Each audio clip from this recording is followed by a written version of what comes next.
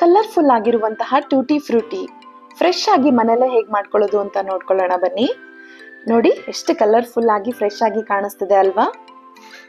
So ಇದಕ್ಕೆ ಕಾಯಾಗಿರುವಂತಹ ಪಪ್ಪಾಯನ ನೀಟಾಗಿ ಸಿಪ್ಪೆ ತೆಗೆದು ಸಣ್ಣ ಸಣ್ಣ ಪೀಸಸ್ ಆಗಿ ಕಟ್ ಮಾಡಿಕೊಂಡು ಇಟ್ಕೋಬೇಕು. ಚಿಕ್ಕ ಚಿಕ್ಕ ಪೀಸಸ್ ಅಂದರೆ ತುಂಬ ಚಿಕ್ಕದಾಗಿ ಮಾಡ್ಕೋಬೇಕು. ಸೊ ಈ ಪೀಸಸ್ ಎಲ್ಲ ಒಂದೇ ಸಮನಾಗಿದ್ರೆ ಚೆನ್ನಾಗಿ ಕಾಣಿಸುತ್ತೆ. ಈ ಥರ ಮಾಡ್ಕೊಂಡಾಗಿದ್ದ ನಂತರ ನೀರು ಕುದಿಯಕ್ಕೆ ಇಟ್ಕೋಬೇಕು.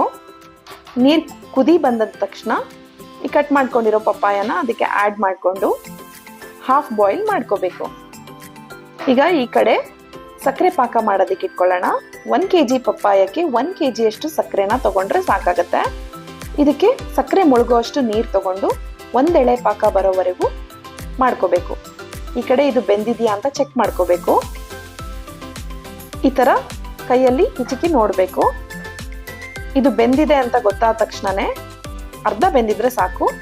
ಅರ್ಧ ಬೆಂದಿದ ತಕ್ಷಣ ಇದನ್ನ ನೀರೆಲ್ಲ ಬಸ್ಬಿಟ್ಟು ಇಟ್ಕೋಬೇಕು.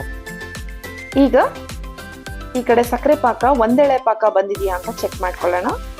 1 ಸ್ಟ್ರಿಂಗ್ ಕನ್ಸಿಸ್ಟೆನ್ಸಿ ಅಂತಾರಲ್ಲ, ಆ 1 ಎಳೆ ಪಾಕ ಬಂದಿದ ತಕ್ಷಣ ಆಫ್ ಮಾಡಿಕೊಂಡು ಇದಕ್ಕೆ ಬೇಯಿಸಿರೋ ಪಪ್ಪಾಯನ ಆ್ಯಡ್ ಮಾಡಿಕೊಂಡು 1 ದಿನ 24 hours ಹಾಗೆ ಇಟ್ಬಿಡ್ಬೇಕು.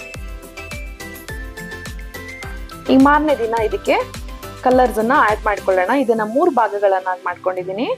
1 ಭಾಗಕ್ಕೆ ಯೆಲ್ಲೋ ಕಲರ್ ಆ್ಯಡ್ ಮಾಡ್ತಾ ಇದ್ದೀನಿ. ಈ ಯೆಲ್ಲೋ ಕಲರ್ನ ನೀಟಾಗಿ ಮಿಕ್ಸ್ ಮಾಡಿಕೊಂಡು ಇಟ್ಕೊಳ್ಳೋಣ. ಈಗ ನೆಕ್ಸ್ಟು ಇದಕ್ಕೆ ಆರೆಂಜ್ ಕಲರ್ ಹಾಕ್ಕೊಳ್ಳೋಣ.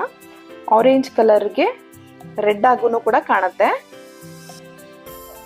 ನೋಡಿ ಎಷ್ಟು ಚೆನ್ನಾಗಿದೆ ಅಲ್ವಾ. ಈಗ ನೆಕ್ಸ್ಟು ಗ್ರೀನ್ ಕಲರ್ನ ಆ್ಯಡ್ ಮಾಡ್ಕೊಳ್ಳೋಣ.